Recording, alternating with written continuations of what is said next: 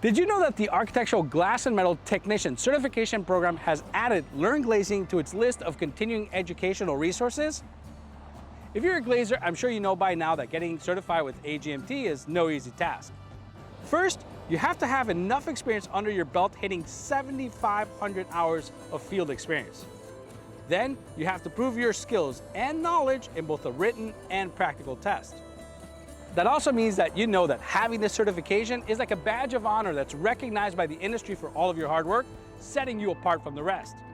But having this badge of honor is a long-term commitment, and it requires that all of its members have a minimum of 8 hours of approved continuing education every year. Learnglazing has become just that.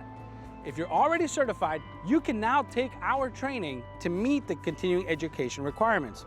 Or, if you're trying to get certified, you can use our training as a great study guide to help you prepare for the tests. To learn more about the AGMT program, make sure you check out the link in the description. And as always, to learn more about glass, don't forget to hit the like and subscribe buttons here at the bottom. Thanks again for watching, and I'll see you in the next one.